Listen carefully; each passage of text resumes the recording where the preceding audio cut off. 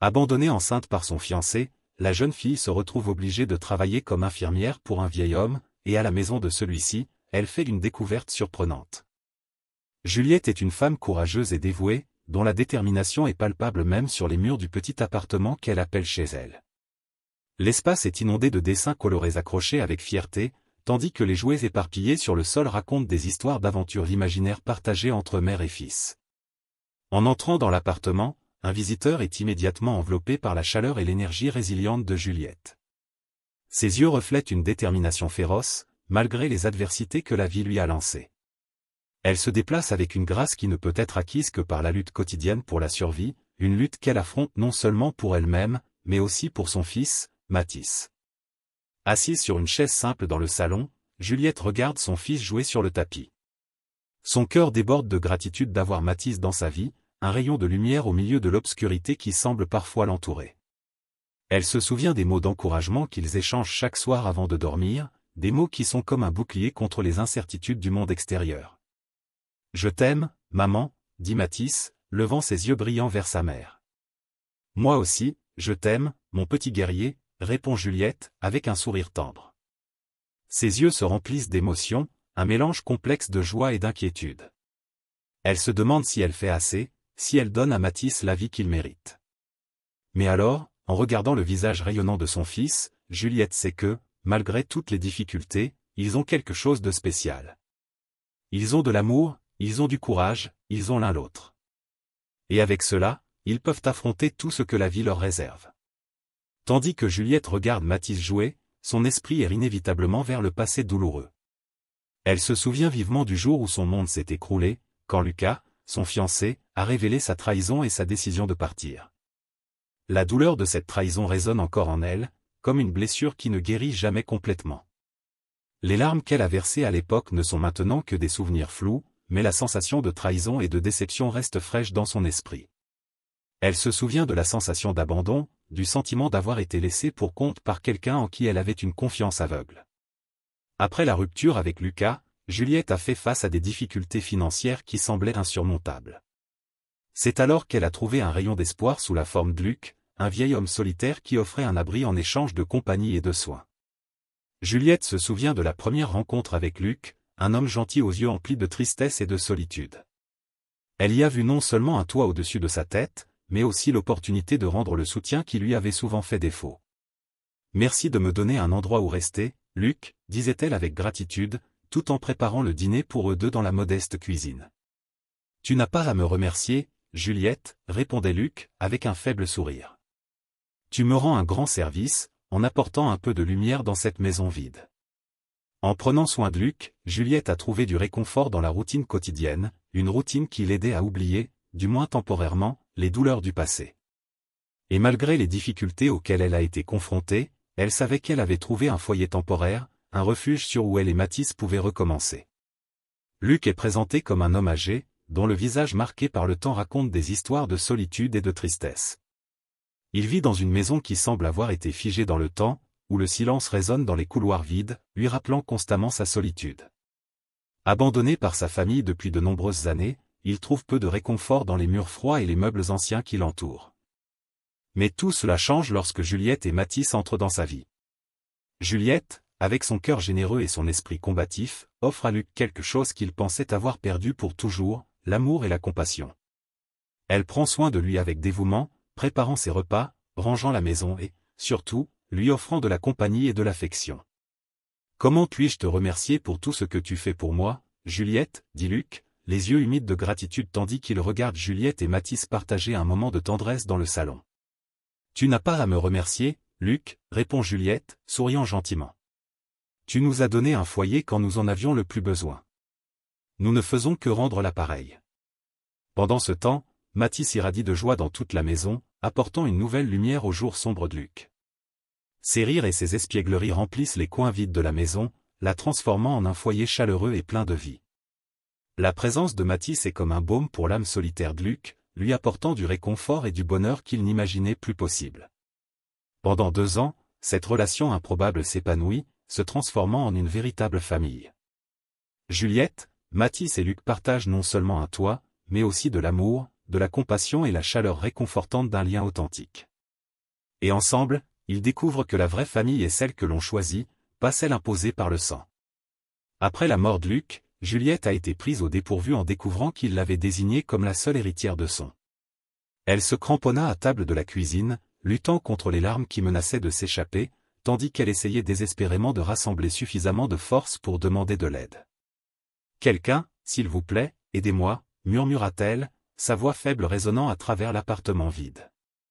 C'est alors que, comme en réponse à une prière silencieuse, un léger coup à la porte résonna dans le couloir.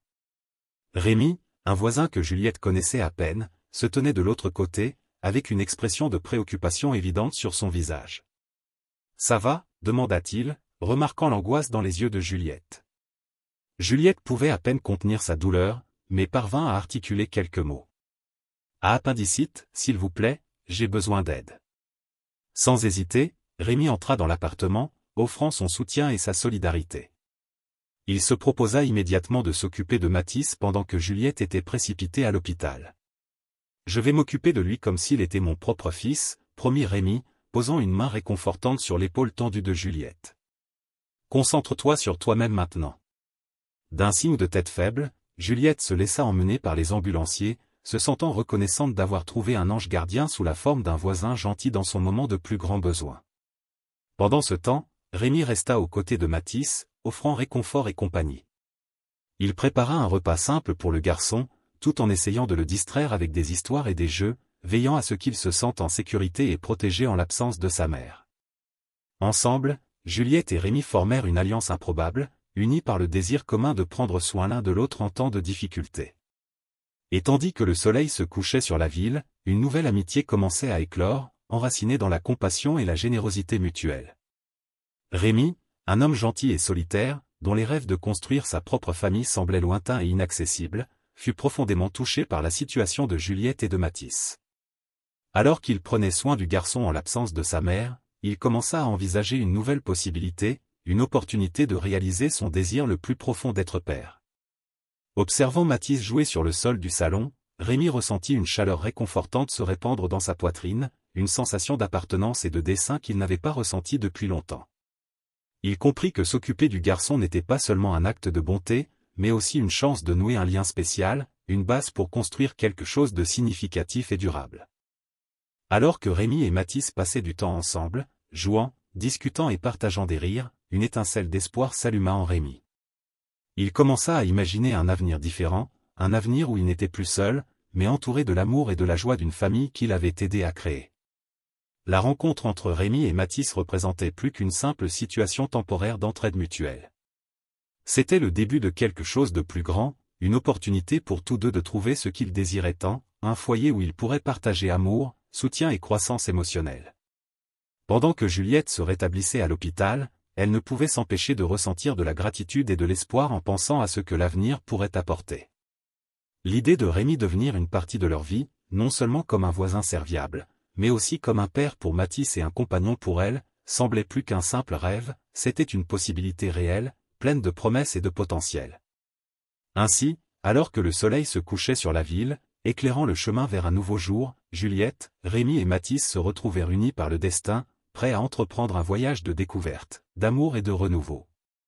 Au milieu des incertitudes de la vie, il y avait une certitude inébranlable, ensemble, ils avaient le potentiel pour un nouveau départ, rempli d'espoir et de possibilités infinies. Rémi se retrouva confronté à un dilemme déchirant lorsque l'heure du travail arriva et qu'il se rendit compte qu'il ne pouvait pas laisser Mathis seul à la maison. Le garçon, qui était soudainement apparu dans sa vie, occupait désormais une place spéciale dans son cœur, et Rémi ressentait une responsabilité croissante pour son bien-être. « Que dois-je faire ?» se demanda Rémi, regardant Mathis avec inquiétude, qui jouait innocemment sur le tapis du salon. Il savait qu'il ne pouvait pas simplement laisser le garçon seul, mais il était également conscient de ses obligations au travail. Le cœur serré, Rémi prit une décision. Il savait qu'il devait trouver une solution rapide et efficace au problème. Avec détermination, il prit ses clés et se dirigea vers l'appartement de Juliette, la mère de Mathis. En arrivant là-bas, Rémi prit une profonde inspiration avant de frapper à la porte. Il se demandait comment Juliette réagirait en le voyant là, avec son fils dans une situation inattendue. « Juliette, c'est moi, Rémi », annonça-t-il lorsque la porte s'ouvrit lentement. Juliette le regarda avec surprise et inquiétude évidente sur son visage. « Rémi, que se passe-t-il? Pourquoi es-tu ici ?» Rémi expliqua rapidement la situation, partageant ses inquiétudes quant à laisser Mathis seul à la maison pendant qu'il partait travailler. Il vit le soulagement se dessiner dans les yeux de Juliette lorsqu'elle réalisa que son fils était en sécurité en compagnie de Rémi. « Je ne savais pas quoi faire, » admit Rémi, sentant un poids se soulever de ses épaules. « Mais je savais que je devais trouver une solution pour m'assurer que Mathis soit bien pris en charge. » Juliette sourit, reconnaissante pour la préoccupation et les soins de Rémi envers son fils. « Merci de t'occuper de lui, » dit-elle sincèrement. « Je vais trouver quelqu'un pour rester avec Mathis pendant que tu seras au travail. » Avec un sentiment de soulagement et de gratitude, Rémi dit au revoir à Juliette, sachant qu'il avait pris la bonne décision en cherchant de l'aide en temps de besoin. Il rentra chez lui le cœur plus léger, prêt à affronter un autre jour de travail, sachant que Mathis était entre de bonnes mains et que, ensemble, ils trouveraient un moyen de surmonter tous les défis que la vie leur réservait. Pendant que Rémi et Juliette discutaient à l'hôpital, Juliette suggéra timidement une idée qu'elle avait envisagée depuis un certain temps. « Papa, peut-être serait-il bon de laisser Mathis avec Madame Rosa pendant que tu travailles. Elle est une voisine fiable et prendra bien soin de lui, » proposa-t-elle, son regard cherchant l'approbation de Rémi. Rémi considéra la suggestion de Juliette pendant un moment, ressentant un mélange de gratitude pour la préoccupation de sa fille et un peu d'hésitation à laisser Mathis avec quelqu'un qui n'était pas de la famille. Cependant, il faisait confiance à l'intuition de Juliette et savait que Madame Rosa était une personne de confiance. « Je pense que c'est une bonne idée, ma chérie. Je vais parler à Madame Rosa et voir si elle est disponible pour nous aider, » répondit-il, son cœur se réchauffant du soin et de l'attention de Juliette. Dans les jours suivants, une nouvelle routine commença à se dessiner pour Rémi et Mathis. Chaque matin, Rémi emmenait Mathis chez Madame Rosa avant d'aller travailler. Là-bas, Mathis était accueilli avec tendresse par Madame Rosa, qui avait une manière affectueuse et douce qui a immédiatement conquis le cœur du garçon. Tout au long des semaines, Rémi a réalisé que cette routine non seulement facilitait sa vie en tant que père célibataire, mais renforçait également les liens entre lui et Mathis. Les soirées étaient remplies de conversations animées sur la journée de Mathis chez Madame Rosa, pendant que Rémi préparait le dîner. Les week-ends étaient consacrés à des promenades dans le parc, à des jeux et à des moments de pur plaisir entre père et fils. Au fil du temps, Rémi a vu sa relation avec Mathis s'épanouir, se transformant en quelque chose de plus que simplement père et fils. Ils sont devenus des compagnons, des confidents et les meilleurs amis, partageant non seulement l'amour familial, mais aussi une connexion profonde et indissoluble qui les unissait à chaque moment spécial qu'ils partageaient ensemble. Les jours de Rémi ont commencé à devenir plus difficiles lorsque les conflits avec sa fiancée, Manon, ont commencé à surgir. Le temps consacré à Mathis, bien que prioritaire pour Rémi, est devenu une source de tension dans sa relation avec Manon. Elle était amère du temps qu'il passait avec son fils, se sentant mise de côté et négligée. Rémi tentait de concilier les exigences de sa vie familiale et sa relation avec Manon, mais les disputes devenaient fréquentes et animées.